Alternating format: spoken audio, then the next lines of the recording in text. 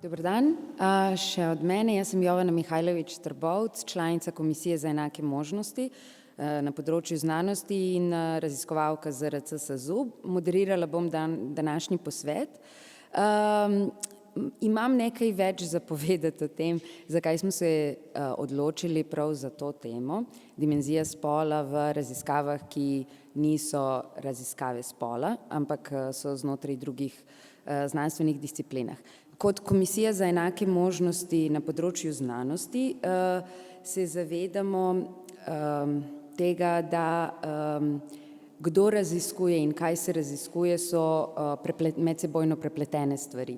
V bistvu z vstopom žensk v znanstveno polje v 20. stoletju večinoma v različne znanstvene discipline so v bistvu znanstvenice začele odkrivati vse one nevidne plasti, ki so predtem bile spregledane. Prav zaradi tega, ker so uporabljali svoja družbena očala, ker biti znanstvenice in biti ženska je vedno povezano tako v privatnem kot v profesionalnem življenju. Na nek način se ta princip, da je oboje enako pomembno, kdo raziskuje, v kakšnih pogojih se raziskuje in kaj se raziskuje oziroma kaj pride kot rezultat znanosti. Ta medsebojna povezanost je zdaj že splošno se uveljavlja in tudi je ena od prioritet evropskega raziskovalnega prostora. Namreč European Research Area ima 6 prioritet, ena od njih je Gender Equality and Gender Mainstreaming in Research.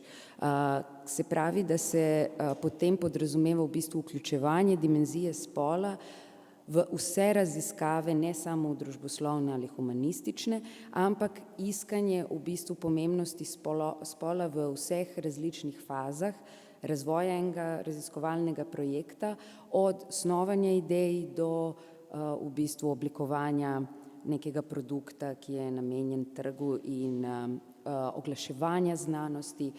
Vse te dimenzije in vse te faze razvoja znanstvene ideje imajo svojo spolno dimenzijo. Bodisi v smislu tega, kako zastavimo raziskovalno vprašanje, kako izberemo vzorec raziskovalni, kako preverjamo naše hipoteze, do tega,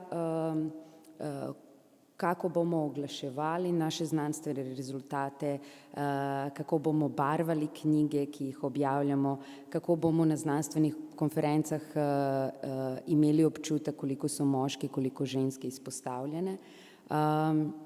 Vse so to različni elementi znanstvene dejavnosti in je spol v bistvu vseh njih na en ali pa na drug način relevanten. Bi opozorila tudi na študije, ki so v bistvu pokazale dolgoročne posledice tega zgodovinskega tradicionalnega spregledanja žensk. Na primer knjiga Caroline Craido Perez, Invisible Woman, Data Bias in World Designed for Men, ki v bistvu iz različnih disciplin poveže in pokaže, kako so statistični podatki, ki so vplivali na razvoj produktov in na vzpostavljanje zdravstvenih standardov in vseh drugih standardov, redno spregledali ženske oziroma, kot je profesor prej povedal, so jemali belega, odraslega moškega, določene višine in težine kot neki družbeni ideal tip. To je pa v biološkem smislu manjšina neke populacije, ki je veliko bolj pestra.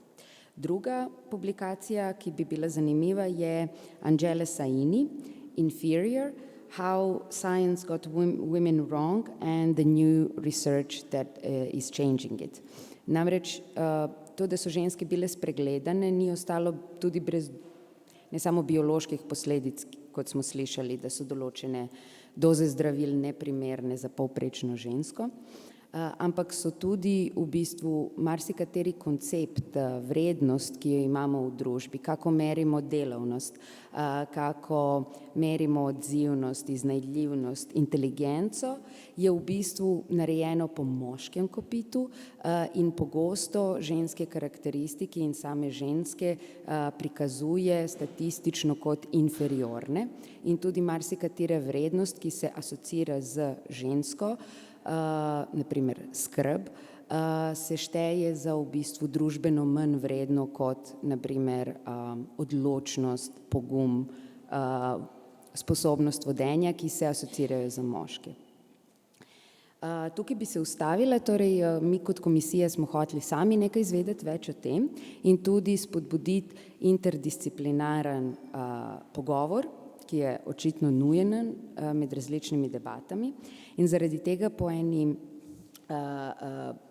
biološko usmerjeni predstavitvi bomo imeli zdaj eno humanistično